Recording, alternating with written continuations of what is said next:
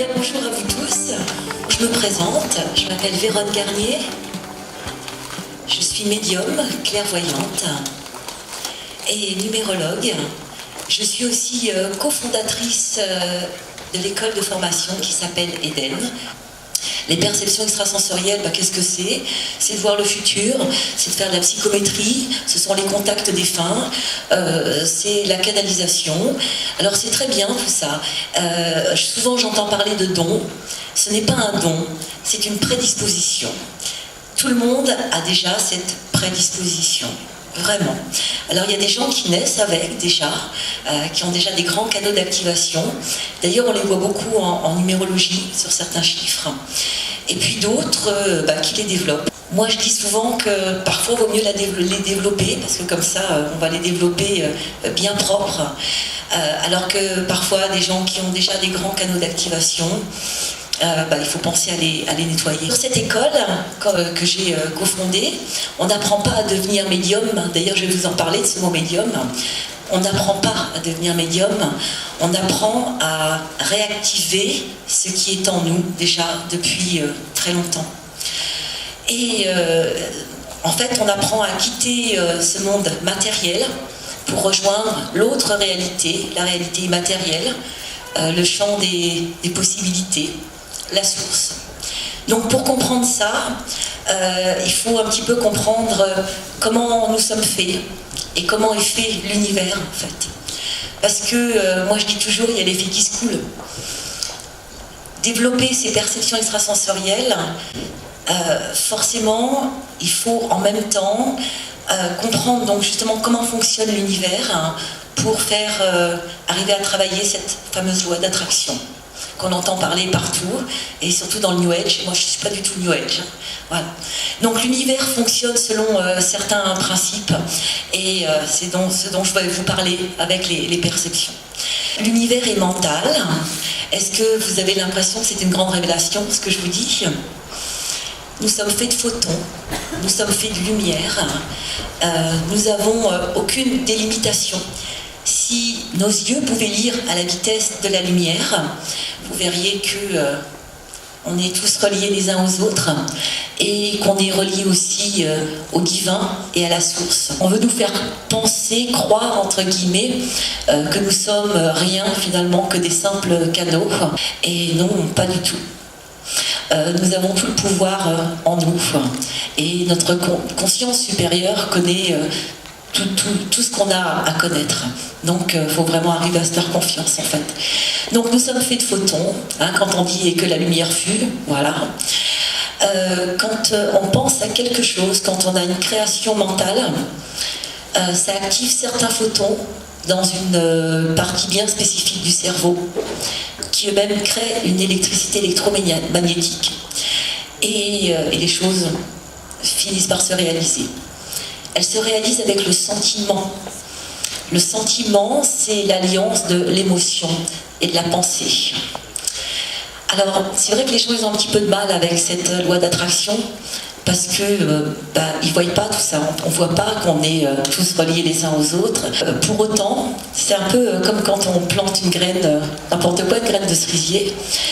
Si je prends une graine de cerisier et que je la lance derrière mon épaule, si je me retourne, il ne va pas y avoir un cerisier de 3 mètres qui va avoir poussé avec des cerises toutes rouges.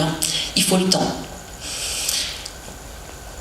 Donc, il est évident que nous avons reçu le don le plus terrifiant qui soit, nous autres ici, c'est de pouvoir créer dans la réalité, c'est le fait que nos pensées puissent prendre forme dans la réalité.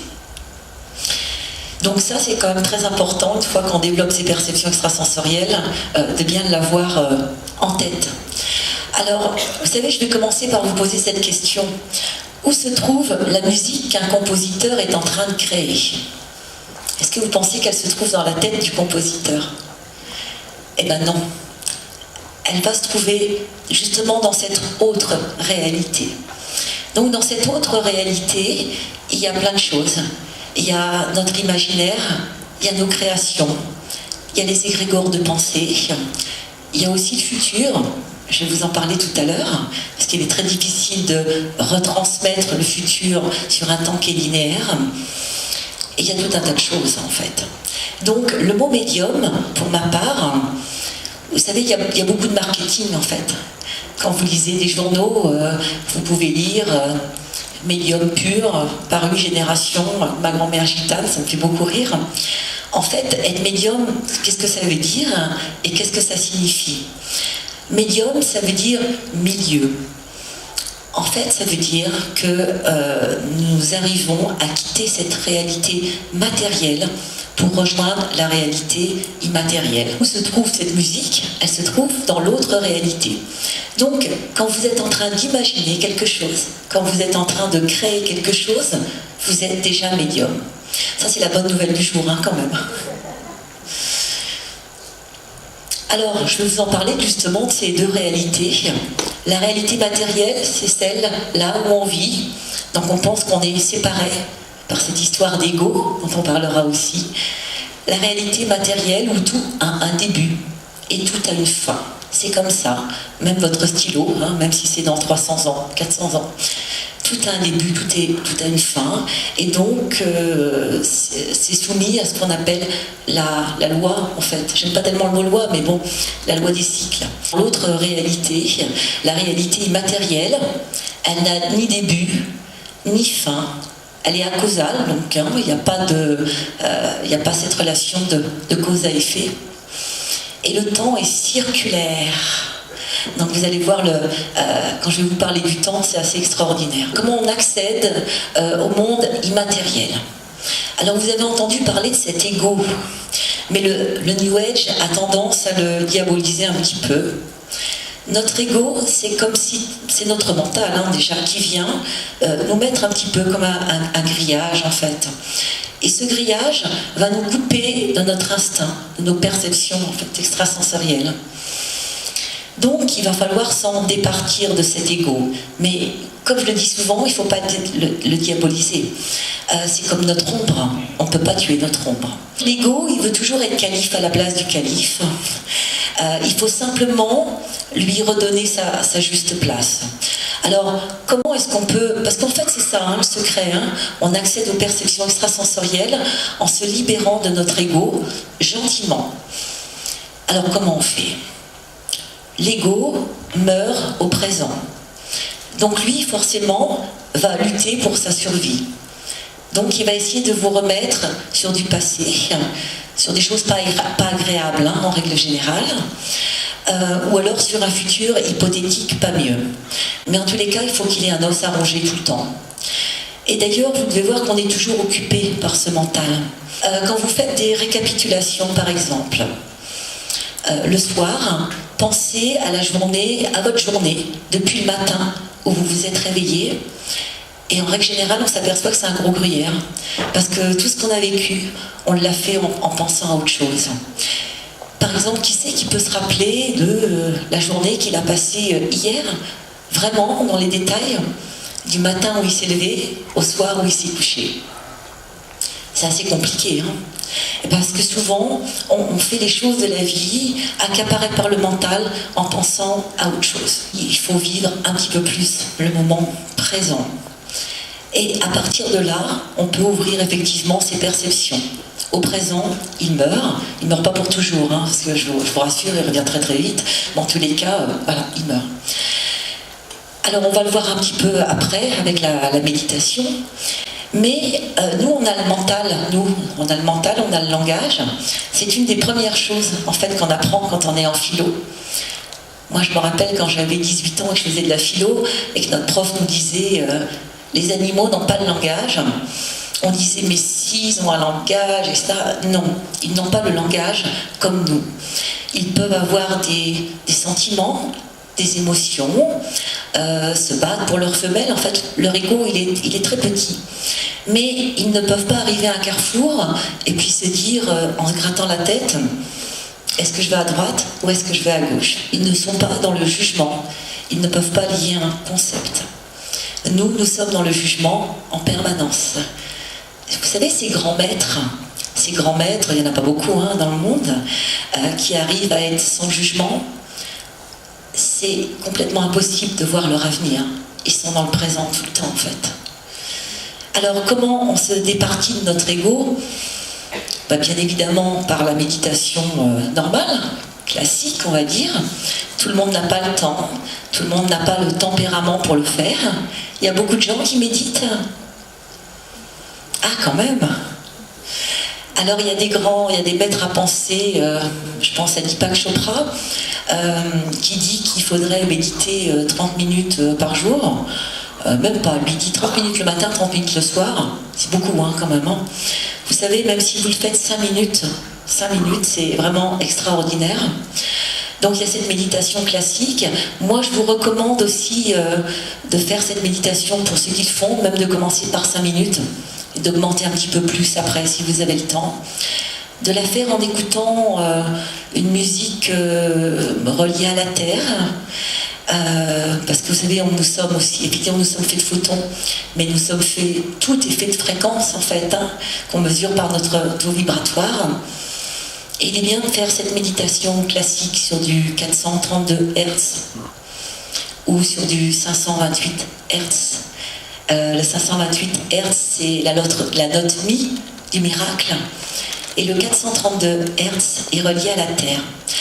Avant, toutes les musiques étaient en 432 Hz. Ça a changé pendant la Deuxième Guerre mondiale. Comment il s'appelle, Monsieur Goebbels, voilà, qui était dans le Troisième Reich, a décidé de changer la fréquence. Et nous sommes passés en 440, dans les années 50.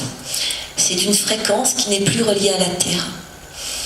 Et Platon disait, et c'est vieux Platon, pour contrôler un peuple, contrôler sa musique. Tout ce que je vous dis, parce que je ne suis pas une encyclopédie vivante, c'est ma vérité à moi, je ne vous demande pas, je vous laisse votre libre arbitre. Tout ce que je vous dis, moi j'aime bien les scientifiques en fait, et ça a été mesuré. On a vu que le 432 Hz qui était relié à la Terre, ça permettait de faire mieux pousser les plantes, ça avait une action sur le chlorophylle. Et le 528, puis il y en a plein, c'est ce que j'appelle le solfège sacré, il y en a bien d'autres aussi, vous vous renseignerez là-dessus, c'est très bien. Donc déjà, si vous pouvez faire effectivement ces petites méditations sur ces fréquences, c'est génial. On va en reparler des fréquences de toute façon.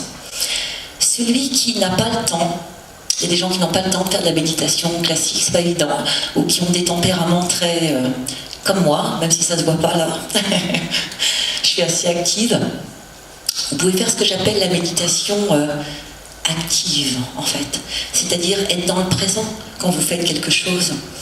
Quand vous mangez, par exemple, eh bien, vous sentez la fourchette vraiment dans votre main, sa texture, le goût des aliments, votre respiration, tout.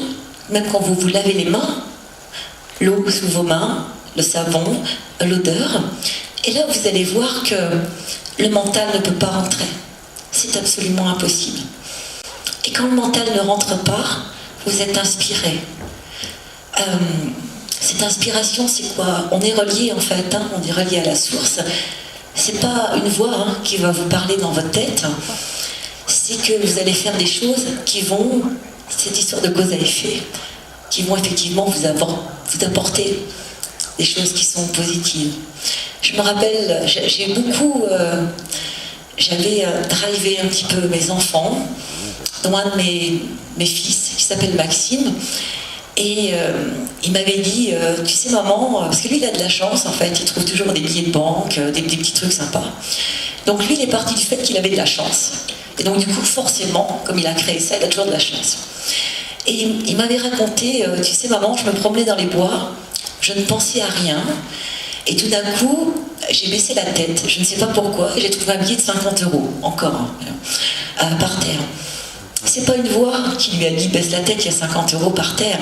Ça s'est fait machinalement, parce qu'il pensait à rien, justement. Son ego spirituel n'était pas là pour lui couvrir son mental. La méditation active, c'est quand même très très bien. Et ça, tout le monde peut le faire. Vous allez chez votre boulanger, vous faites la même chose, et vous verrez que c'est super quand même. vous vous mettez dans votre présent. Moi, si vous voulez, quand je fais des consultations, je passe pas 5 minutes ou 10 minutes avant à me mettre, effectivement, à me départir de mon ego. C'est quelque chose qui se fait automatiquement. C'est-à-dire, je suis ici et maintenant. Et à partir de là, c'est drôle, hein, mais pour aller dans le futur, dans le passé, où vous voulez, ou pour faire des contacts, tout ce que vous voulez, il faut être dans le présent. Il ne faut surtout pas se mettre dans le futur. Et à partir de ce moment-là, voilà, je peux commencer. C'est quelque chose d'un petit peu automatique. C'est-à-dire, vous poussez, c'est comme un levier, en fait. Hein.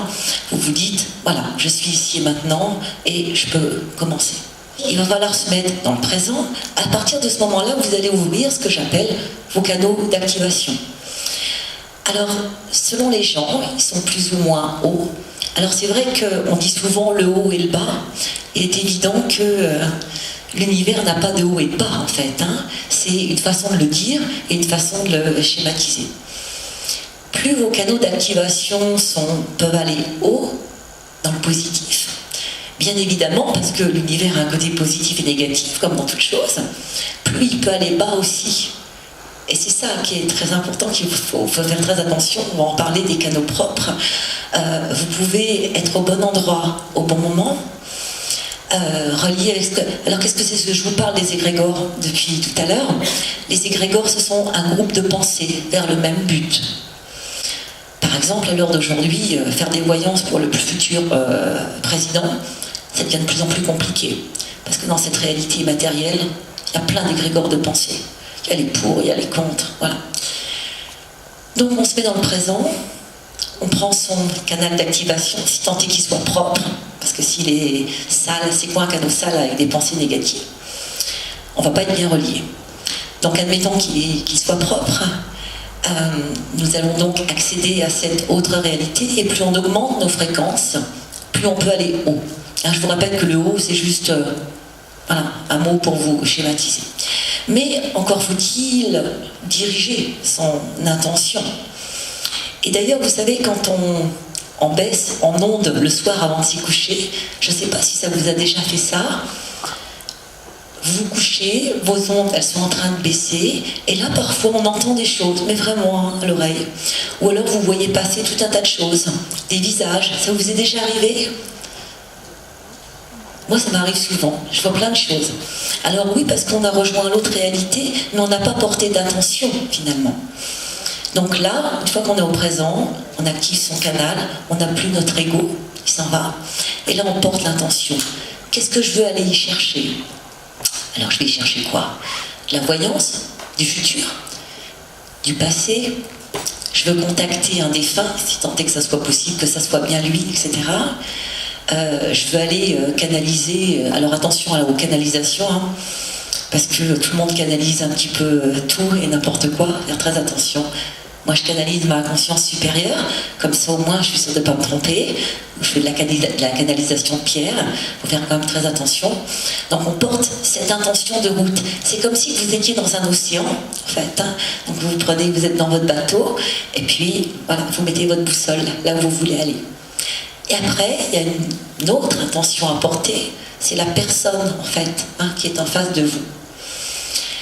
Et moi, en plus de ça, pour ne pas tomber sur des égrégores de pensée ou sur sa pensée, parce que la personne qui est en face de vous, elle a ses propres créations, elle a ses propres désirs. Et pareil que la musique du compositeur, ils sont où, ses propres désirs? Ils sont au même endroit. Ah, de la difficulté. Et donc moi je demande aux gens, vous êtes bien ici et maintenant.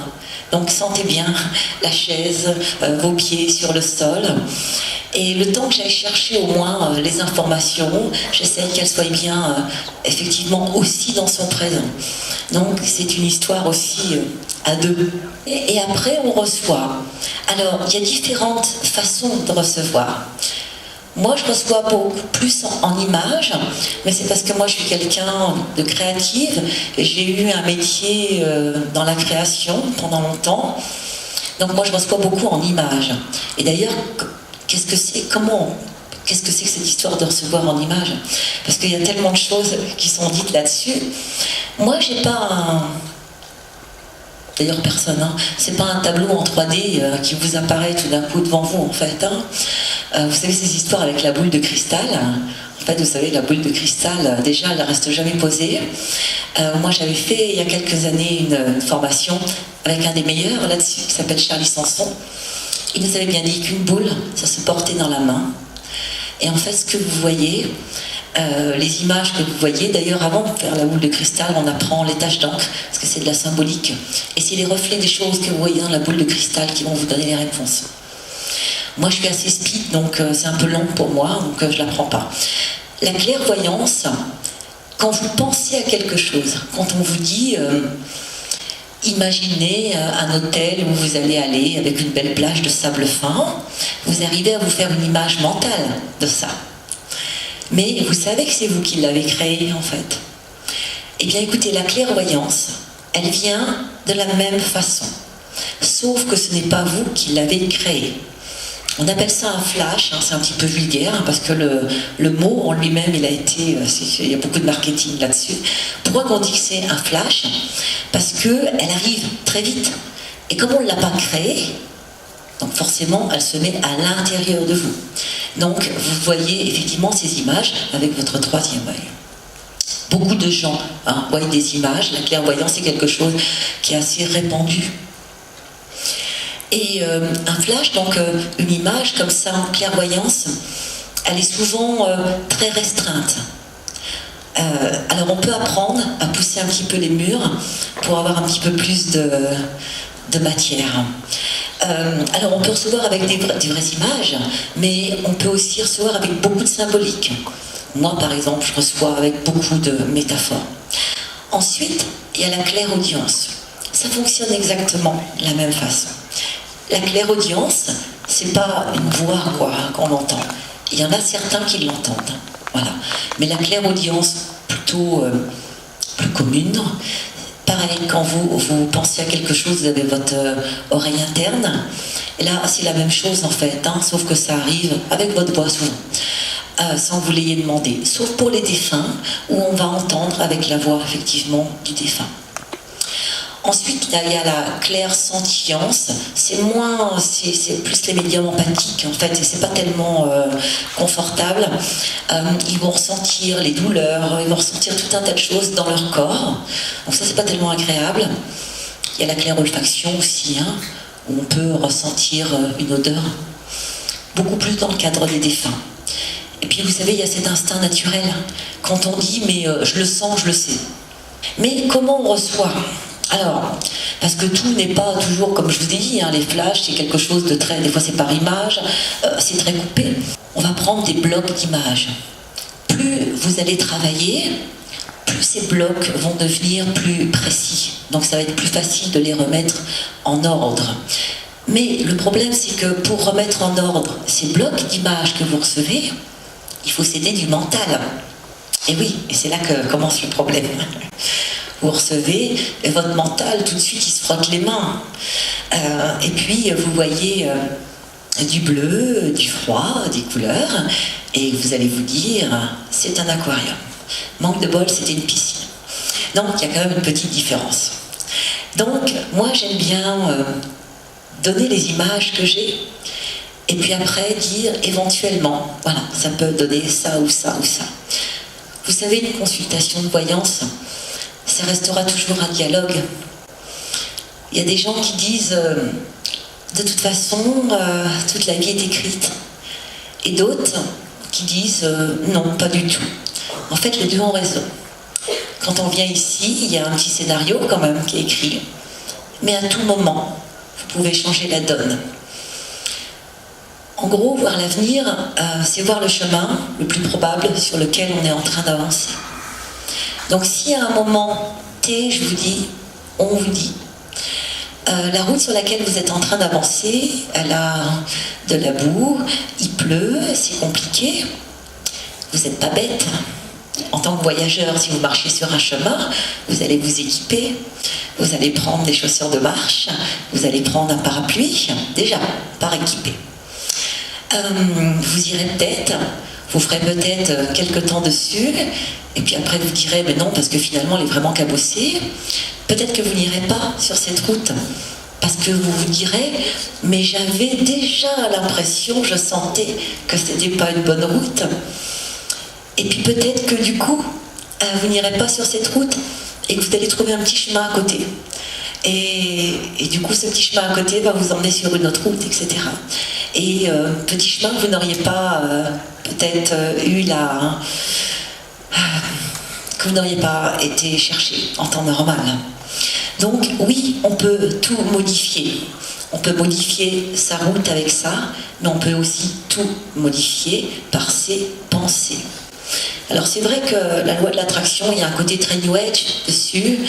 Ça a été démultiplié avec le secret. Alors le secret c'est très bien, mais c'est pas juste penser à quelque chose et il va arriver. C'est pas que ça.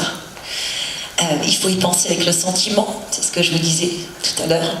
Le sentiment, c'est l'alliance de l'émotion et de la pensée. L'univers ne fait pas la différence entre ce qui est positif et ce qui est négatif. Il prend, parce que c'est comme ça.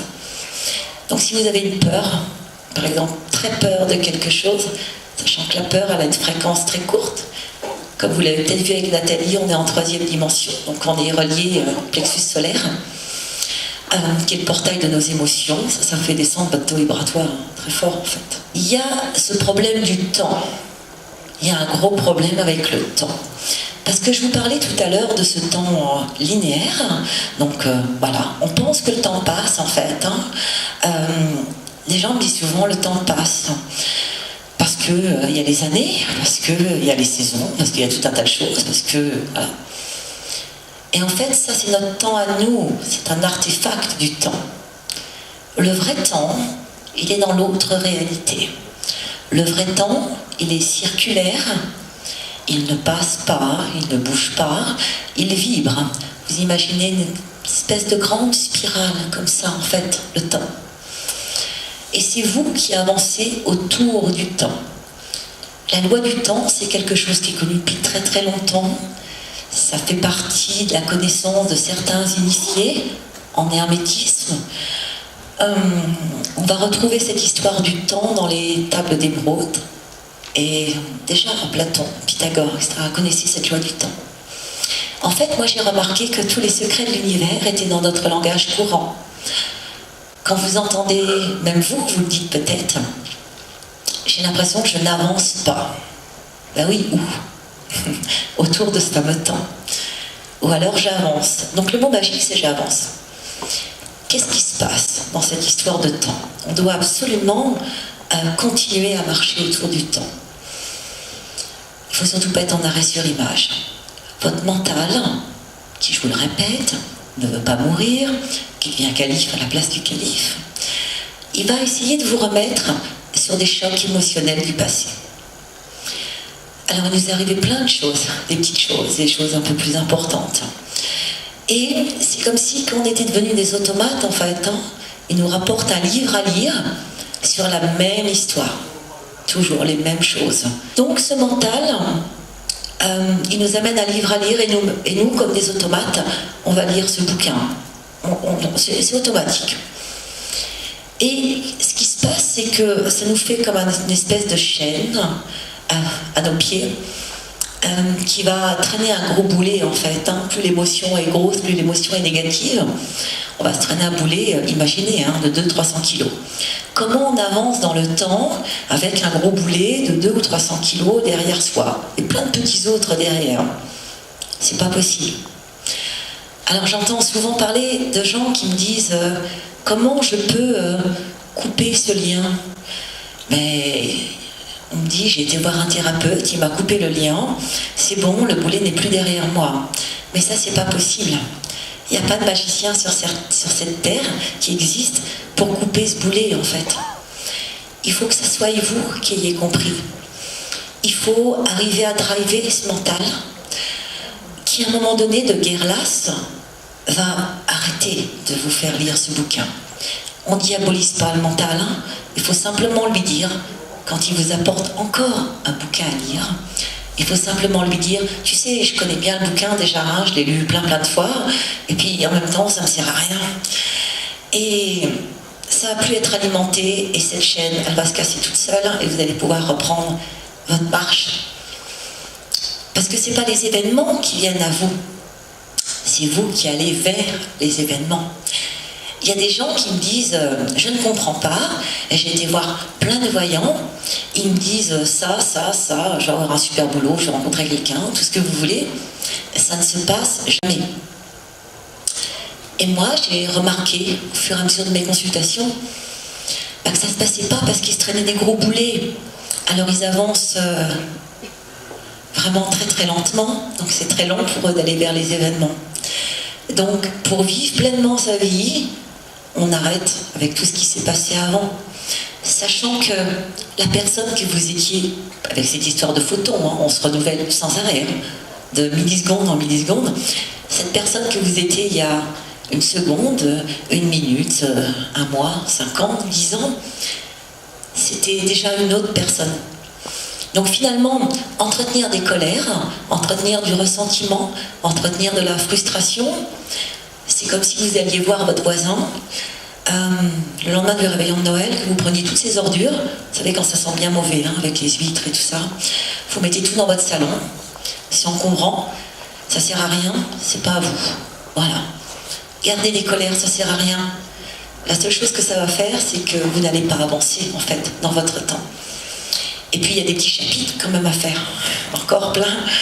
Et après quoi, vous allez finir votre incarnation, et puis il va vous manquer quelques chapitres. C'est souvent dans les derniers chapitres, hein, c'est ce que je dis, qu'il y a les meilleures choses. Donc voilà, il faut faire très attention avec ce temps. Alors, comme le temps, il est circulaire, bon, la réalité matérielle, les égrégores, les créations, l'imagination, il y a tout un tas de choses, hein. Le passé, le futur, où tout est mélangé finalement. Et à l'intérieur, vous avez votre grande spirale en fait. Et là, on voit le futur. Et là, il faut voir effectivement ce qui va arriver et arriver à le repositionner sur ce temps linéaire qui n'est qu'un artefact de ce temps. Donc c'est compliqué. Alors souvent on se dit, ouais, quand c'est des images qui arrivent très vite, très fort, donc logiquement ça veut dire que c'est très vite. Oui, sauf si elles sont aussi reliées à une grosse émotion. Elles vont aussi arriver très vite, très fort. Donc voilà, il y a tout un système après. Moi j'utilise les cartes en tant qu'oracle médiumnique guidé, hein, pas les tarots, pour essayer de retrouver un espace-temps. Et donc c'est quand même compliqué. Et si la personne n'avance pas dans son temps, ce qui est circulaire, ça va être aussi compliqué de donner un espace-temps. Vous savez, des fois il y a des gens qui disent « je comprends pas, ça va lui arriver déjà il y a 6 mois, il y a 1 an ». Et vraiment, quand vous faites... parce que moi quand je lis l'avenir, je fais aussi un petit peu de coaching. Pour moi c'est tellement important de donner cette clé aux gens et on s'aperçoit qu'il y a trop de problèmes. Vous savez, vous avez peut-être tous connu des gens qui vivaient très vieux, 90, 95, 100 ans. Vous savez quoi? Ce sont des gens qui ne s'encombrent pas, en fait, avec des problèmes du passé. Ils avancent, ils tracent, et ils vivent vieux. Donc, les cartes, alors vous savez, il y a des gens qui demandent est-ce que vous êtes médium pur ou pas? Bon, je vais vous l'expliquer cette histoire, il n'y a pas de médium demi-pur en fait, hein, où on arrive à accéder ou pas. Après, c'est des hauteurs, c'est des fréquences en fait qu'on arrive à élever. Mais sinon, voilà, on peut tous aller dans cette réalité immatérielle. Donc, les cartes, ça peut amener, c'est des boosters en fait, hein. Ça peut être des boosters pour aller plus vite. Moi ça me permet de recouper. Et puis ça peut donner une notion de temps. Alors, quelqu'un qui travaille avec des cartes ne sera pas meilleur que quelqu'un qui n'en travaille pas avec, ou vice-versa. Hein, il y a une idée très répandue sur le fait que si on est médium sans support, on est mieux. Il n'y a pas en fait hein, cette notion. On peut prendre des cartes ou tout autre support. Donc, on a parlé des canaux qui sont pollués, hein, donc vous avez bien compris hein, ces histoires d'émotions négatives. L'importance de s'éloigner du passé, de se désidentifier d'émotions qui ne nous appartiennent pas. Et puis, donc j'en reviens un petit peu à cette loi d'attraction qui nous a été très vendue par le New Age en fait. Hein. Ce qu'on vit aujourd'hui n'est que la résultante de ce qu'on a semé en amont. Donc avant de travailler sur la loi de l'attraction, il faut regarder ce qu'on a, ce qu'on n'a pas, comment on vit. Et vous saurez finalement comment vous avez demandé. Alors c'est vrai que des fois il y a des choses très dures pour les gens, ça c'est difficile à expliquer, mais bon. Mais souvent, en règle générale, on vit ce qu'on a posé en amont. Et seulement une fois qu'on a compris où on en est aujourd'hui, on va pouvoir effectivement penser à la loi de l'attraction. Il y a effectivement cette loi de l'attraction d'une manière spirituelle. On s'éloigne bien évidemment du négatif, de tout, les frustrations, la culpabilité, la non-confiance en soi, tous ces trucs qui sont pas bons. Et vous allez effectivement visualiser les choses que vous voulez mettre dans cette réalité. Souvent les gens ils disent « ouais mais ça marche pas ». On va avoir quelqu'un qui, par exemple, on va prendre des schémas qui vit dans la pauvreté, il va faire sa visualisation, il le fait bien, il y pense bien, il visualise bien, et puis après, il ouvre les yeux et puis il voit voilà, ce qu'il a autour de lui, et il va dire ça marche pas. Il faut vivre la sensation et attendre qu'effectivement les choses se fassent, d'où l'histoire de la graine de cerisier en fait. On vit l'expérience là on vit l'expérience de ce qu'on a semé. On ne peut pas changer l'expérience de ce qu'on vit maintenant avant d'avoir ressemé. Vous savez, les mots qu'on dit, c'est quand même assez important. Notre monde extérieur est à l'image de notre monde intérieur. Les mots ont une fréquence, comme les émotions, comme tout. Donc si vous êtes très en colère et que vous dites « je suis extrêmement en colère », vous avez à voir la fréquence de ce mot. Il y a une fréquence dessus et vous allez être extrêmement en colère. Si vous remplacez « je suis extrêmement en colère » par « je suis légèrement irrité », déjà c'est moins... On n'arrive pas à être autant en colère. Vous essayerez la prochaine fois. On fait attention aux mots qu'on dit. Et il y a des mots dans notre langage courant qui sont absolument catastrophiques, quoi. J'ai les boules, ça me prend la tête, j'en ai plein le dos. Il faut vraiment faire très attention à ça. C'est la loi de l'attraction, c'est la même chose. À force de dire j'en ai plein le dos, forcément vous avez mal au dos. Vous savez, j'avais vu une émission à la télé il y a quelques années, et c'était un monsieur qui montait à cheval, et il aimait tellement monter à cheval, il disait « je suis un centaure », et répétait à l'envi « je suis un centaure ». Et puis il est tombé de son cheval, il s'est brisé la colonne vertébrale, il raconte, il a senti qu'il se cassait la colonne vertébrale, et il est devenu tétraplégique. Il a fini par remonter sur son cheval, et à ce moment-là, en étant tétraplégique, et il disait, mais c'est dingue parce que malgré que je ne peux plus marcher, je sens le sol sous les sabots de mon cheval. Et en fait, il était devenu un centaure. Donc c'est pour ça qu'on fait attention quand même. Je me fais du mauvais sang, c'est pas terrible non plus. Donc voilà, il faut faire très très attention aux mots qu'on dit. C'est la loi de l'attraction de la même façon. L'univers, il ne fait pas de partage, en fait, entre tout ça. Il prend. L'importance d'un bon taux vibratoire, est-ce que vous connaissez tous ce que c'est que cette histoire de taux vibratoire? Le taux vibratoire, ça se mesure au pendule, c'est la fréquence qu'on émet. Alors des gens qui vont avoir des canaux très hauts vont pouvoir avoir un haut taux vibratoire, mais de toute façon, ça se travaille. Plus on est vers la connaissance, plus on s'ouvre, moins on est dans le jugement. Vous savez, c'est le jugement qui nous tue finalement. Et moins on est dans le jugement, plus ce taux il va augmenter. Et quand je vous parlais tout à l'heure que les secrets de l'univers étaient dans notre langage courant, vous savez, quand on dit être sur la même longueur d'onde, tout le monde le dit ça, Et l'onde de quoi, à votre avis? La vôtre, en fait. Vous avez une fréquence, l'autre a une fréquence. Et donc, elle est harmonisée avec la vôtre. C'est pour ça que quand il y a deux personnes qui se séparent, que ce soit professionnel, amicalement, sentimentalement, c'est que ces deux personnes ne sont plus sur la même fréquence. Donc l'importance du taux vibratoire, ça je vous l'ai dit. J'ai un petit plan que je ne suis absolument pas, mais des fois que je fais voir quand même. Il y a aussi autre chose en alchimie intérieure qu'il faut aussi comprendre. Donc il y a cette histoire d'ondes et de taux vibratoires. Alors on peut les harmoniser aussi. Et l'importance des cycles. Pareil, l'univers est régi, j'aime pas le mot loi ni règlement, est régi par des cycles. où je vous le disais au début, où tout a une durée et tout a une fin. Et c'est comme ça. Et souvent les gens veulent quelque chose de nouveau, mais ils ne veulent pas admettre qu'il y a des fins. Donc si vous voulez qu'il y ait des nouvelles choses qui viennent dans votre vie, il va falloir effectivement accepter qu'il y a des choses qui se terminent. Dans tous les domaines. Mais quand je dis se termine, même dans une relation, elle peut se terminer par la mort, mais de toute façon, elle se terminera. Donc ça, c'est vraiment quelque chose d'important, parce que si vous voulez amener des choses nouvelles, il faut vraiment accepter cette notion de cycle. Mais ça peut être aussi pour un objet qui se casse, hein, pour quelque chose qui s'arrête.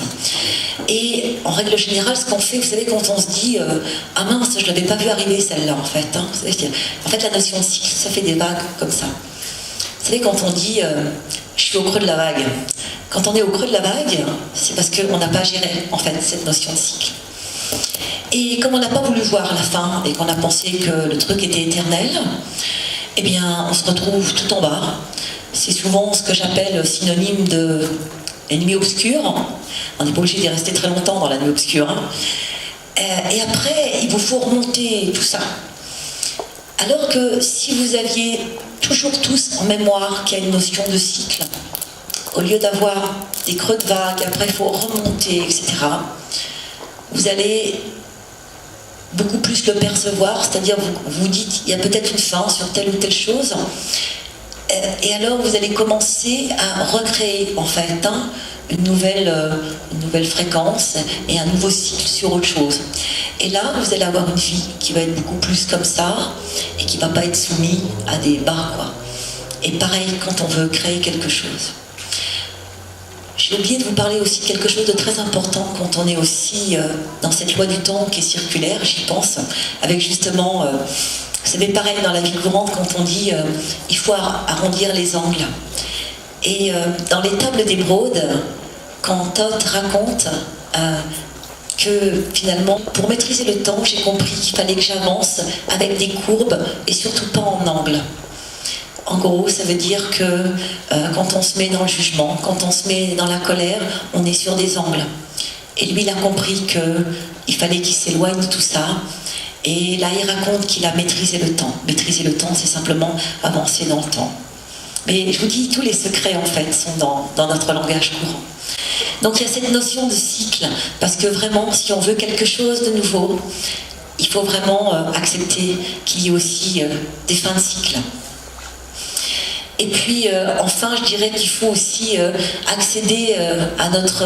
vous savez, on est féminin, on est masculin, mais on a aussi à l'intérieur un principe du genre masculin et un principe du genre féminin. Quand on dit masculin, féminin, c'est comme deux polarités en fait. Hein. Et une création se fait avec du masculin et du féminin. Il faut arriver à accorder en fait ce baromètre, et il faut absolument que notre féminin et notre masculin soient bien comme ça, bien vertical. 50% de féminin, 50% de masculin, pour pouvoir arriver à créer des choses. Il en faut en fait, il faut beaucoup de choses pour pouvoir créer. Donc ça c'est très important. Le donner par exemple c'est le principe masculin, le recevoir c'est le principe féminin. Déjà toute personne qui ne sait pas recevoir, c'est parce qu'elle va être trop en fait dans son principe féminin. Imaginez, c'est comme imaginer une demi-sphère. Quelqu'un qui va être trop dans le féminin, il va être beaucoup dans l'hypersensibilité, dans l'amour, c'est très bien. Mais il ne faut pas trop parce qu'on va manquer de discernement. Quelqu'un qui va avoir son masculin complètement de l'autre côté, ça va être quelqu'un, alors le masculin c'est le courage, c'est on avance, on fait des choses, mais ça va être aussi le fascinateur par exemple, ça va être aussi le gourou. Donc quelqu'un qui va être très dans son masculin, forcément il va être attiré par quelqu'un qui va être très fort dans son féminin. Et là on va avoir le manipulateur en fait, et puis la personne qui va se laisser avoir. Donc, avoir entre guillemets. Donc il est très important de mettre ce baromètre au milieu. On sait donner, on sait recevoir de la même façon. On est dans l'amour, on est dans la réceptivité, on est dans l'imaginaire, mais on a aussi le discernement. Et on est 50% dans le masculin, où on fait les choses, on avance. Est-ce que vous avez des questions ? Oui, allez-y, je vous écoute. Alors, on parle de la raison. Je vous entends pas beaucoup. Ah bah venez. Vous savez quoi, venez. Tiens, on va se mettre là. Voilà. Allez-y, asseyez-vous. Alors, allez-y. Eh bien, c'est clair, je suis tout à fait d'accord avec vous. La raison, ok, on la met de côté, on se débrouille. Voilà. Mais quand on a l'amour, le cœur ouvert, comment on peut partir de ça? Quand on sait qu'on est en danger sur une raison, ok? Mais quand le cœur est plus fort que la raison, quand l'amour est plus fort que la raison. Qu'est-ce que vous entendez par raison? Le mental? Qu'est-ce qui vous raconte, votre mental? Vous me parlez de peur. D'accord. Non, moi j'ai pas peur. Moi je ne veux pas avoir peur. C'est très destructeur. Donc voilà. Donc vous me dites quand l'amour est plus fort, vous savez, l'amour c'est la clé de tout. C'est avec ça qu'on va guérir, c'est avec ça qu'on peut tout transformer. C'est avec ça que vous allez transformer votre monde extérieur. Vous savez, parfois deux personnes ne voient pas la même chose de leur fenêtre. Donc c'est l'amour qui va tout transcender, je suis d'accord. Et vous me dites que derrière ça, vous avez une espèce de raison. C'est ça, la raison, c'est le mental. Vous savez ce que dit Osho, de toute façon, quand on rentre dans une relation, au départ, on est dans la périphérie du cœur de l'autre, et après, on rentre dans son cercle. Donc, il n'y a pas de problème à vous sur votre relation. C'est ça? La raison, il y a une forme d'instinct qui peut arriver aussi. Voilà, c'est ça. Mais votre instinct, c'est peut-être pas votre raison. Il faut bien faire la différence entre l'instinct, ce que vous ressentez qui vient de votre conscience, et effectivement ce mental qui veut foutre la merde. D'accord? Voilà. Mais du moment où vous avez votre féminin et votre masculin qui est bien au centre, tout va bien. Moi, je suis sûre que pour vous, tout va bien, en tous les cas. Véritablement. On conclut avec une dernière question, me dit-on. On va bien en trouver une? Il n'y a pas de question, donc vous avez tout compris. Oui? Moi, je voudrais savoir par rapport au Centre Eden, si effectivement il y a des formations qui se font toute l'année et... Alors, il y a des formations, effectivement, qui se font toute l'année, tout le temps. À Paris, elles sont à Courbevoie. Donc, sur les perceptions extrasensorielles sans support, comprendre comment activer, effectivement, ce canal. Il y a les cartes avec le Béline, pareil en oracle médiumnique guidé, la numérologie qui est juste quelque chose d'absolument fantastique, et Johan Gary qui fait radiesthésie, le magnétisme et la géobiologie. J'ai répondu à votre question. On est vraiment des passionnés, on transmet dans l'intégralité, on ne fait pas de rétention d'informations, voilà, on essaye vraiment que ça soit accessible à tous. Voilà. Donc on a des prix qui me semblent vraiment corrects. Et surtout, vraiment, on est des passionnés, on aime beaucoup rire, on fait faire aussi beaucoup de pratiques. Voilà. Je vous remercie beaucoup, en tous les cas. Merci beaucoup.